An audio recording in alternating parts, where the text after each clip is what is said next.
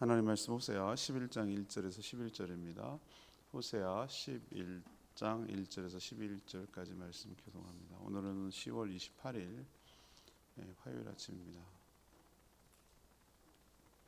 10월 28일자 본문 호세아 11장 1절에서 11절까지 교독하도록 하겠습니다. 이스라엘이 어렸을 때에 내가 사랑하여 내 아들을 애굽에서 불러냈거늘 선지자들이 그들을 부를수록 그들은 점점 멀리하고 바알들에게 제사하며 아로새길 우상 앞에서 분향하였느니라.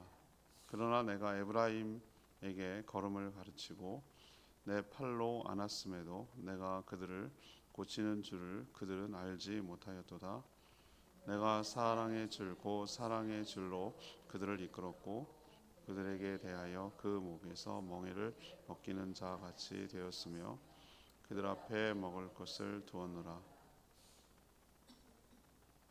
그들은 애굽 땅으로 되돌아가지 못하겠거늘 내게 돌아오기를 싫어하니 아수르 사람이 그 임금이 될 것이라. 칼이 그들의 성읍들을 치며 빗장을 깨뜨려 없이 하리니 이는 그들의 계책으로 말미암음이니라. 내 백성이 끝끝내 내게서 물러가나니 비록 그들을 불러 위에 계신 이에게로 돌아오라 할지라도 일어나는 자가 하나도 없도다. 에브라임이여 내가 어찌 너를 놓겠느냐? 이스라엘이여 내가 어찌 너를 버리겠느냐? 내가 어찌 너를 아드마같이 놓겠느냐? 어찌 너를 스보임같이 두겠느냐? 내 마음이 내 속에서 돌이켜 나의 긍휼이 온전히 불붙듯 하도다. 내가 나의 맹렬한 진노를 나타내지 아니하며 내가 다시는 에브라임을 멸하지 아니하리니 이는 내가 하나님이요 사람이 아님이라. 내 가운데 있는 거룩한 이니 진노함으로 내게 임하지 아니하리라. 그들은 사자처럼 소리를 내시는 여호와일 것이라. 여호와께서 소리를 내시면 자손들이 서쪽에서부터 떨며오되 그들은 애굽에서부터 새같이 아수르에서부터 비둘기같이 떨며 오리니 내가 그들을 그들의 집에 머물게 하리라. 나 여호와의 말이니라. 아멘.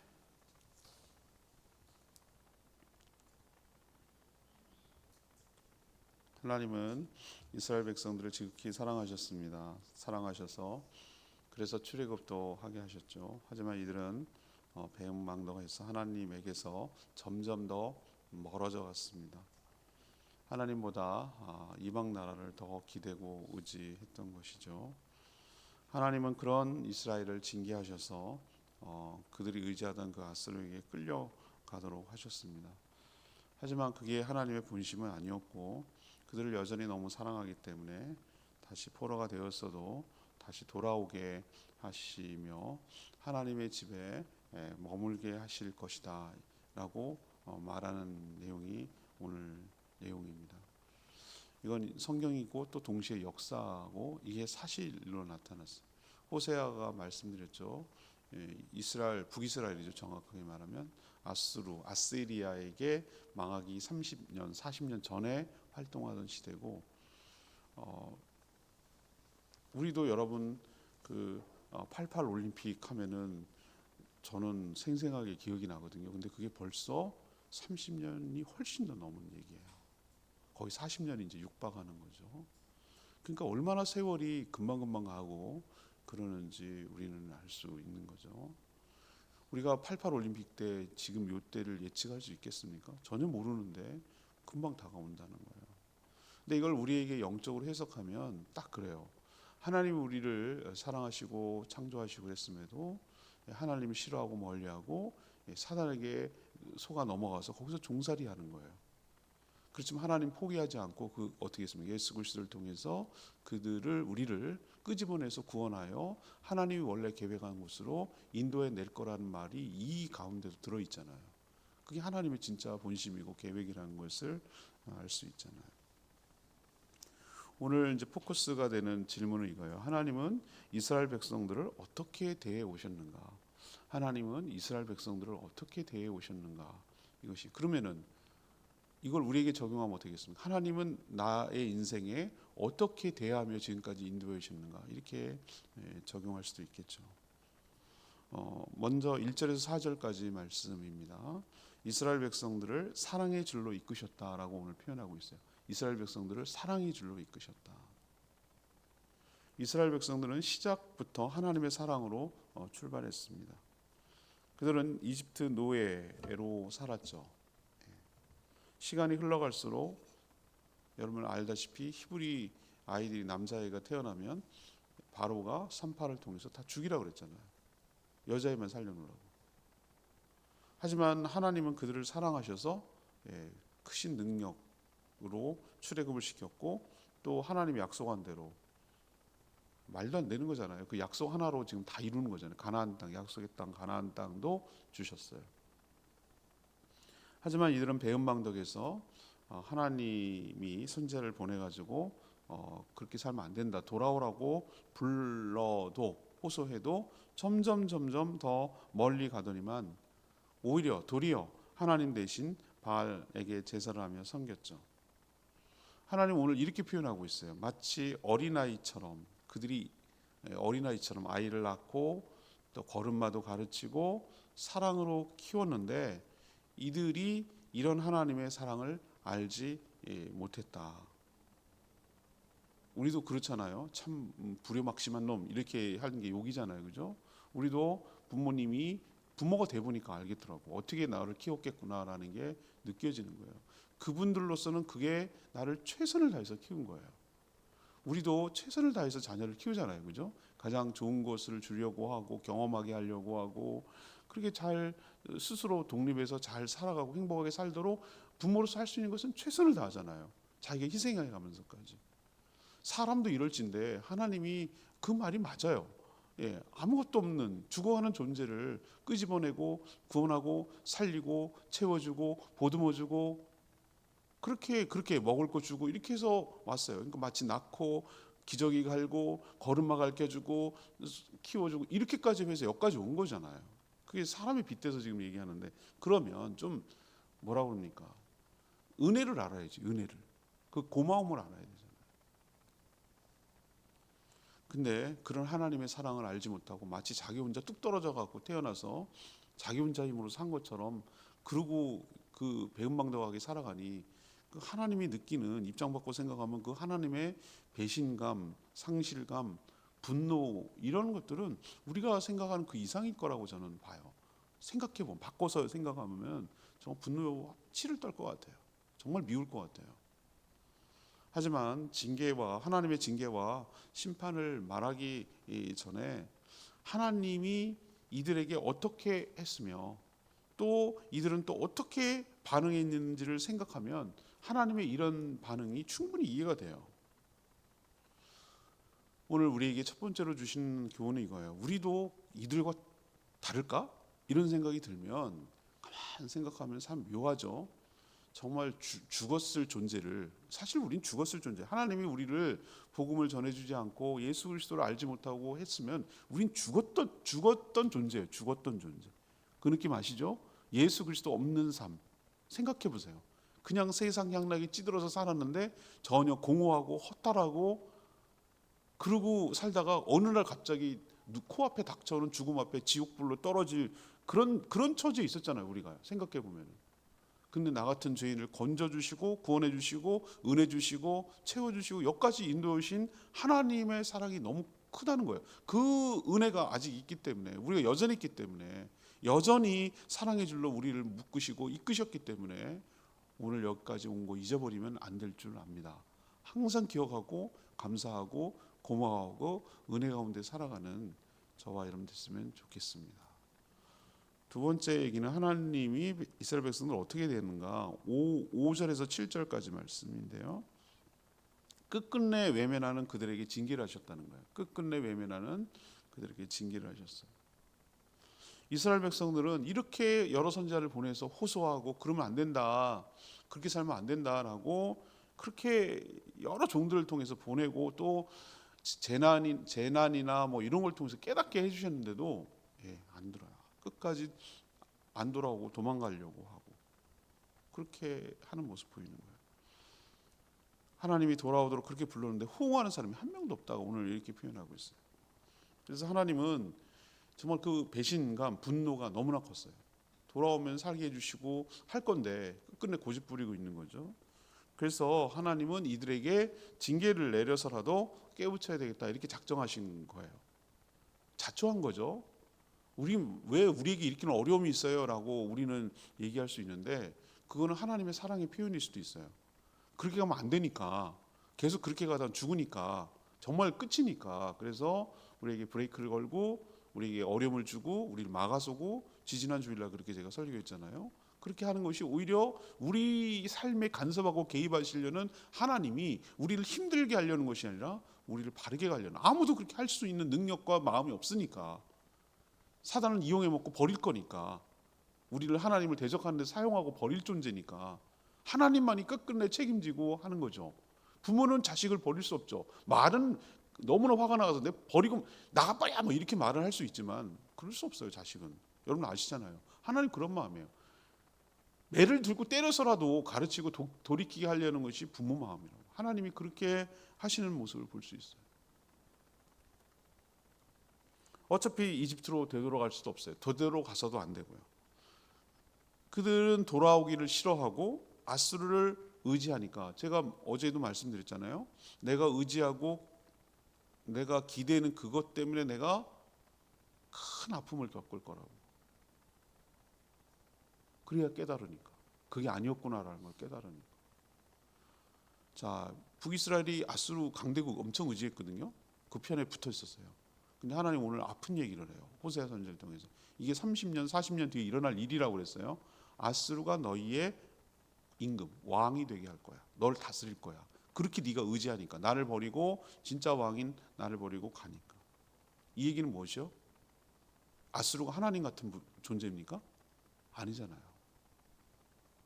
이스라엘을 침략해서 모든 것을 파괴하고 약탈해가고 그를 다스릴 것이다. 그 얘기잖아요. 지금 왕이 된다는 얘기예요. 이들이 살 길이라고 생각했던 의지의 대상이라고 생각했던 아수르가 오히려 그들을 빼앗고 다스리는 존재로 바뀌게 하여 자기 꾀의 속도로 만들겠다. 이렇게 하나님이 오늘 계획을 발표하세요. 왜 이렇게 하실까요? 그들이 믿고 의지하는 아수르가 어떤 존재인지 실체를 분명히 체험함으로 보게 해서 다시는 그런 어리석은 짓을 하지 않도록 하고 하나님께로 돌이키게 하려는 하나님의 정말 어쩌면 궁여지책이라고 그럴까? 정말 어쩔 수 없는 하나님의 조치라고 할 수가 있겠죠. 우리도 마찬가지예요. 계속해서 외면하고 거절하고 거역하면 그래 그렇게 네가 그렇게 의지하는 그거 한번 오히려 한번 그게 얼마나 너한테 부메랑이 돼서 너를 힘들게 하고 어려웠게 하는지를 한번 깨달아봐. 경험해봐라 라고 놔둘 때가 있어요. 그거는 나를 잘되게 하려는 것이 아니라 나를 망가뜨리려게 하는 무서운 하나님의 재앙이에요. 형 버리고 채찍이고 징계죠. 징계. 야단치는 거죠. 혼쭐을 내는 거죠. 우리는 참 정말 그동안 우리가 남들이 보면 객관 이렇게 밖에서 보면 우리나라가 그 정도로 막 약소 국가가 이제 아닌데도 근데 우리는 늘 그냥 강대국에 시달리고 살고 있으니까 그리고 또 센 나라들만 주변에 있어. 센 나라들만 만만치 않은 애들만 남아 있어. 우리나라가 희한한 나라야. 꼭 이스라엘이랑 비슷해요. 이스라엘 딱 보세요. 거기 아프리카랑 아시아랑 연결된 딱 중간 지점이 있어가지고 항상 그 뭐라 그럴까 문명과 제국의 틈바구니에 있어가지고 맨날 그냥 당하는 나라예요. 이집트 맨날 지금은 좀 그렇지만 항상 전통 강국이었지. 그 보세요. 위에 아시리아 세지, 바벨론 세지, 그죠? 지금 거기 맨날 제국이 일어나면은 페르시아 세지, 보통 나라들이 아니잖아요. 아시리아, 시리아 지금 페르시아는 이란이거든요. 바벨론 뭐 이런 모든 나라들이 이라크가 이제 바벨론 같은 경우는 그 나라들 틈바구니에 있는데 지중해 패권을 둘러싸고 그 넘어가서 어떻게 보면 페르시아가 이제 끝나나 했더니 그리스가 또 장악해가지고 꼼짝 못하게 그리스가 끝나나 했더니 로마가 또 장악해가지고 끝나고 로마가 끝나나 했더니 다 뿔뿔이 흩어져 버리고 그런 나라랑 우리는 비슷하잖아요. 중국 만만해 어디 맨날 우리를 역사적으로 침략했지. 저 북쪽 나라는 만만했냐고요. 그죠? 여러 가지 청나라나 여러 여진족이나 여러 나라들이 우리 몽골 들어와서 지배를 침략을 했지. 러시아 만만치 않지. 일본은 우린 정말 어떻게 할 수 없는 그지. 아니 태평양 지네 나라라고 미국이 우리를 장악하고 시달리게 하고 막 자기네 종처럼 부리려고 하지. 참 쉽지 않아요. 근데 우리가 오늘 말씀을 통해서 깨달았으면 좋겠어요. 어느 누구도 우리나라를 위하는 나라는 없습니다. 자기의 나라를 이익을 생각하지 우리 이용해 먹으려고 하지 우리를 뭘 이쁘다고 해주겠어요. 필요하니까 그렇게 하는 것이지.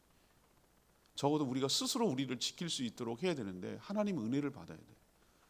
미국이 우리를 지켜주지 않아요. 그렇다고 반대로 그러면 중국이 우리를 지켜주지 아니요. 일본은 더더욱 아니고. 여러분 하나님의 은혜를 구하고 하나님께 간구하고 기도해야 될 줄로 믿습니다. 누가 지켜줘요? 하나님이 지켜줘야지. 오늘 북이스라엘 꼴 나지 않으려면은 우리 믿는 사람들이 정신 똑바로 차려야 돼요. 성적이 흔들면 안 된다고요. 정신 똑바로 차려야 된다고요. 하나님께 간구하고 이 나라 이 민족을 위해서 기도하는 저희들 되기를 원하고 하나님 외에 다른 것을 의지하는 모든 것들이 얼마나 우리를 괴롭히고 힘들게 하고 허탈하게 하고 그것이 허망한지를 분명히 오늘 말씀을 통해서 깨닫고 하나님께 간구하고 기도하며 나가며 이 나라와 이 민족을 지켜주시도록 그래서 후손들이 정말 함부로 하지 못하는 건강한 나라, 부강한 나라에서 행복하게 살아갈 수 있게 해달라고 오히려 남을 돕고 섬기며 그렇게 그런 나라로 살아가는 그런 나라 되게 해달라고 하나님께 간구하고 기도하는 저희들 되기를 원합니다. 하나님 세 번째 8절에서 11절 하나님 어떻게 대하셨는가? 여전히 사랑하셔서 다시 돌아오게 하셨다는 거예요. 이게 하나님의 세 번째 조치예요. 하나님의 징계가 심판이 아니라는 것을 여러분 징계와 심판은 좀 다르죠? 징계는 뭡니까? 야단치는 거예요. 야단치는 거. 심판은 그냥 끝장내는 거예요. 안 보는 거예요. 그냥 그걸로 소멸시키고 그냥 없어지게 하는 거예요. 지옥불에 넣는 거예요. 심판이에요. 근데 징계는 우리로 치면 매를 드는 거예요. 매를. 혼줄이라도 내서 정신 차리게 하려는 것이죠. 근데 하나님의 징계가 심판이 아니라는 것을 그 뒤에 하나님의 그 절절한 고백에서 저는 느껴요. 오늘 8절이 정말 저는 하나님의 호소라고 생각하거든요. 이 하나님 이렇게 독백을 하는 거예요. 이스라엘 백성들을 향해서. 8절 뭐라고 했습니까? 에브라임은 지파의 하나지만 그 북쪽 이스라엘을 대표하는 그 대표 지파이기 때문에 에브라임이여 서울에서 말씀드렸습니다라고 하는 건 서울 시티의 개념이 아니라 대한민국에서 말했다는 개념이랑 비슷해요. 그래서 에브라임이 그 북이스라엘을 대표하는 지파이기 때문에 에브라임이여라고 부르는 북이스라엘을 말하는 거예요. 에브라임이여 내가 어찌 너를 놓겠느냐. 이스라엘이여 내가 어찌 너를 버리겠느냐. 내가 어찌 너를 아드마같이 놓겠느냐. 어찌 너를 스보임같이 두겠느냐. 내 마음이 내 속에서 돌이키어 나의 긍휼이 온전히 불붙듯 하도다. 이 하나님 이 독백 있잖아요. 마음이 찡하지 않아요, 여러분? 하나님이 얼마나 사랑하시는지를 이렇게 내가 너희들을 얼마나 사랑하는데 내가 너희들을 포기할 수가 없어. 내가 너희들을 얼마나 마음속에 두고 있는데 이런 표현이잖아요. 하나님의 후손은 거의 뭐 절규에 가까워요. 절규에. 내가 너한테 어떻게 했는데. 하나님은 너무 사랑하기 때문에 이들을 놓을 수도 없고 버릴 수도 없어요. 원래 사랑은 그런 거예요. 사랑은 포기하지 않아요.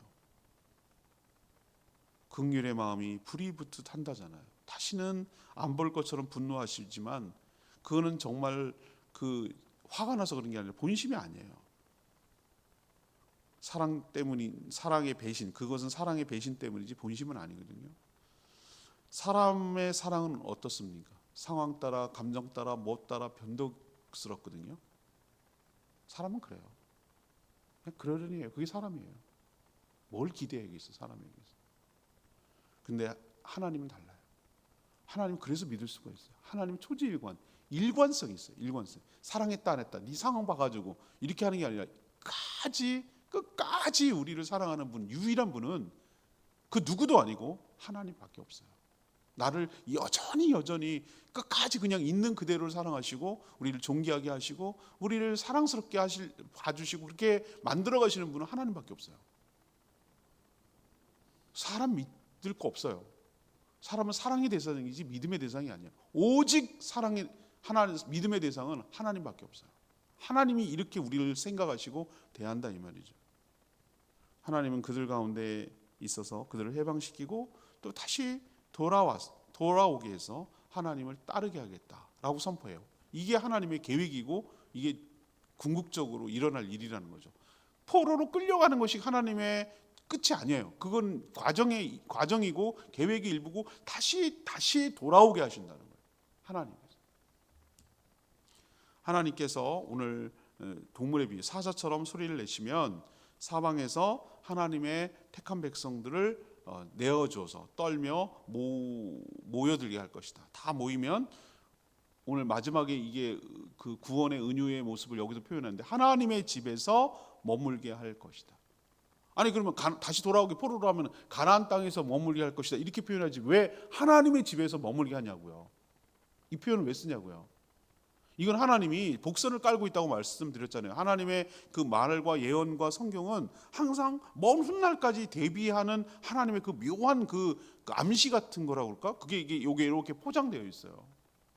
이게 그러니까 단순히 이스라엘 백성들이 다시 포로로 끌려 아수르는 포로에서 못 돌아옵니다. 아수르한테 망한 북이스라엘은 그냥 뿔뿔이 다 흩어져서 디아스포라 되거든요. 근데 여기서 그게 돌아오게 하겠다는 거예요. 이건 유다가 돌아오는 거죠. 유다가 바벨론 포로에다 돌아오죠. 근데 아수르는 해당 안 돼요. 북이스라엘은. 근데 왜 하나님의 집에 이걸 빗대서 뭐라고 얘기하는 거죠. 너희들이 하나님 죄 가운데 팔려서 사단에게 종살이 하더라도 하나님이 어흥 하고 사자처럼 그렇게 했을 때 그들이 다 놓아줄 것이고 다시 돌아올 건데 어디로 돌아온다고요?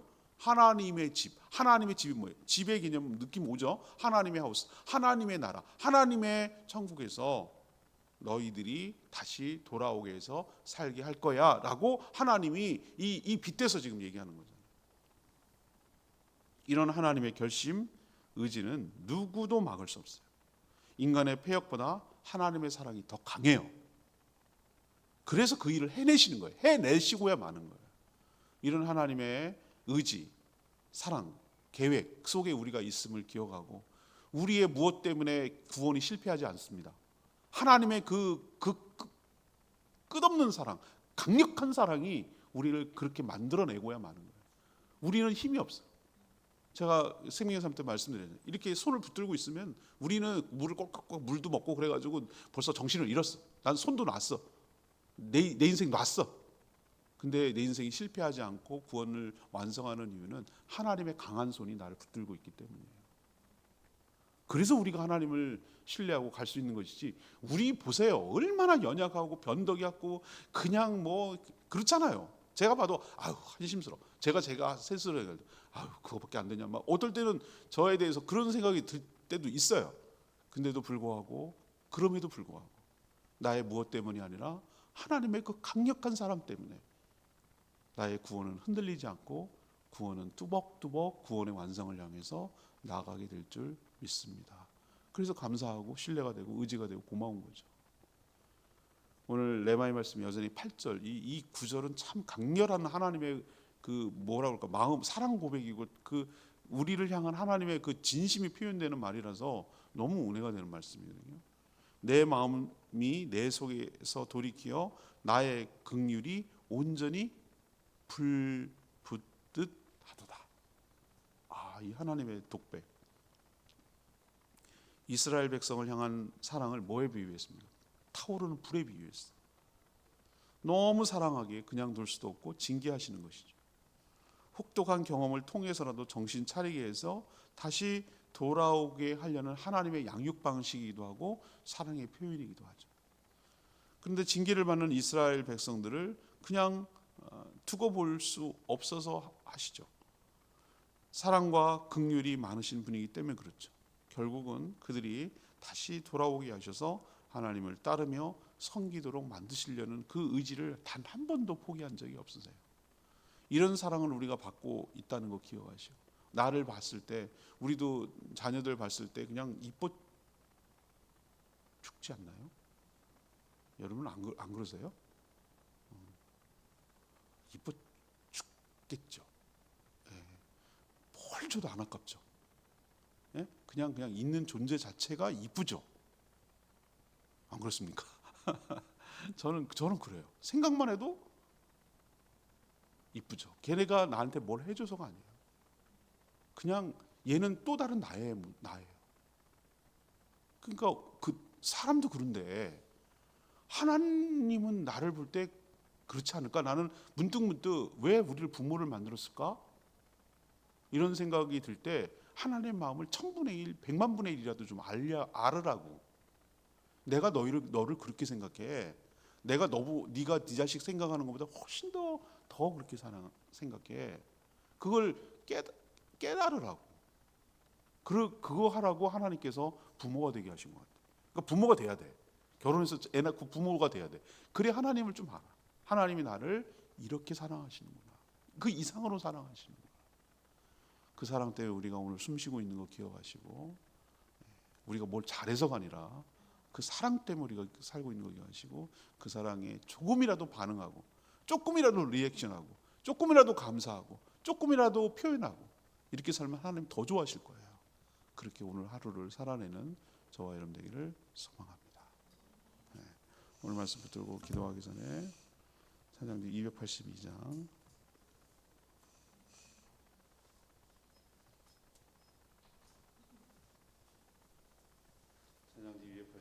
주의 사랑을 주에서 내시는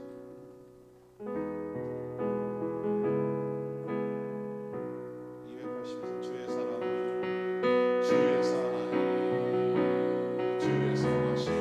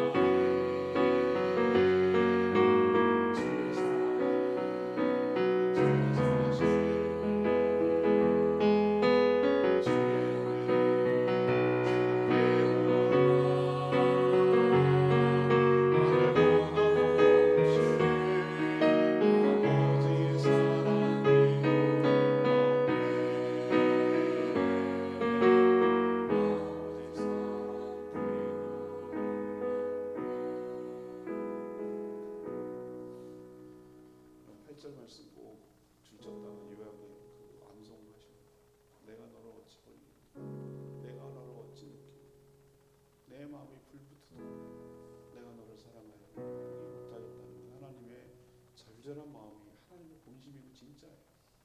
사랑하니까 매도 들고 징계도 하는 거예요. 정신 못 차리니까 그렇게 해서라도 돌이키게 하려는 게 하나님의 진짜 마음. 우리가 미워서 그런 게 아니에요. 그대로 가면 안 되니까, 그대로 가면 망하니까. 왜 이렇게 모를까? 왜 너를 낳고 키우고 하는 걸 모르고 엉뚱한 데 가서 마음 뺏겨가지고 살고 있을까? 우리도 이럴 때가 너무 많아요. 그 하나님의 배신감 난 충분히 화날만 해요. 입장 바꾸고 생각하면 난 더 했을 거예요. 이러면서 꼼짝을 했을 거예요. 그런데도 하나님이 여전히 포기하지 않고 우리를 사랑하시고 그 사랑 때문에 우리가 살고 있는 걸 기억하시고, 나는 연약해서 넘어졌지만 하나님의 사랑이 나를 붙들고 있기 때문에 그 구원이 완성되고 하나님의 집에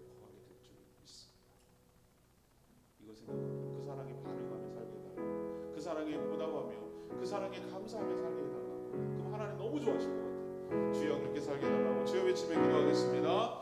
주여 하나님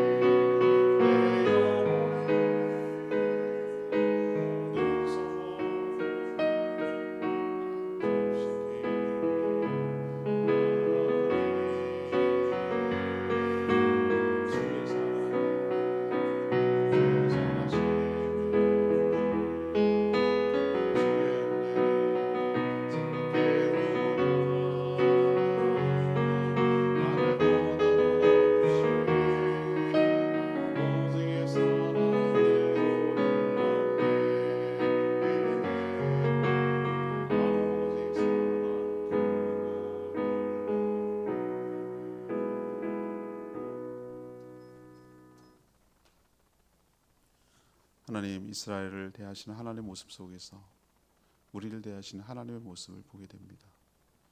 우리는 이스라엘 족속보다 더하면 더했지 덜한 자들이 아닙니다.